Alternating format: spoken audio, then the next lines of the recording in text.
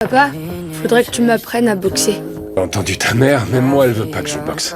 Il y a un garçon à l'école. Ouais? Il s'appelle Dylan, il vient d'arriver de New York et il m'embête tout le temps. Quoi?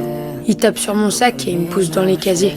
Le visage de Jack devient aussitôt sérieux. Il veut appeler directement l'école. Mais Randall lui dit que s'il fait ça, ses camarades vont forcément se moquer de lui. C'est pas pour me venger que je veux apprendre à faire de la boxe. J'aurais pas peur de lui si je sais que je peux me défendre. Les mots de Randall commencent à faire hésiter Jack. Alors, une leçon de boxe secrète commence. Jack sort des pattes de frappe et apprend patiemment à Randall à donner des coups. Très vite, il découvre que Randall a un vrai talent pour la boxe. Et sur le visage de Randall, un sourire confiant qu'on n'avait pas vu depuis longtemps réapparaît enfin. Mais aucun des deux ne remarque que sa mère, Rebecca, est déjà rentrée à la maison.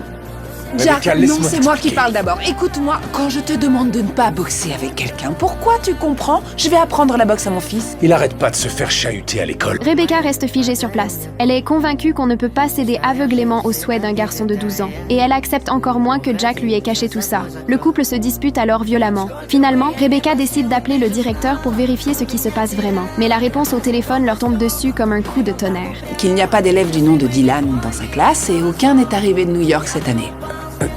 Ça n'a aucun sens. Pourquoi est-ce qu'il aurait inventé cette histoire? Ça, j'en ai aucune idée. Il y a un truc qui va pas. Mon fils m'a menti et je veux savoir pourquoi. Jack entre dans la chambre de Randall. Sous ses questions, Randall finit par avouer qu'il a menti. Jack ne comprend pas pourquoi son fils tient autant à faire de la boxe, mais la réponse que Randall lui donne ensuite fige l'air d'un coup. Kevin, il sait bien se battre, lui. Il gagne tout le temps. Une seconde. Tu veux que je t'apprenne à boxer pour pouvoir te battre contre ton frère? Non, Kevin, c'est un dur et c'est grâce à toi qu'il est dur. Je suis pas comme lui. Ce que je veux dire, c'est que je sais bien que je suis ton fils. Mais Kevin, c'est ton fils. Il a ton ADN, moi je l'aurai jamais.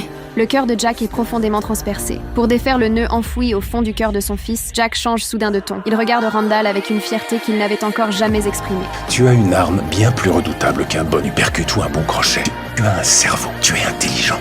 Tu as réussi à faire croire à ton père, qui ne s'est douté de rien, qu'il devait apprendre à boxer. T'es un mal, et grâce à ça, tu vas battre tout le monde champion.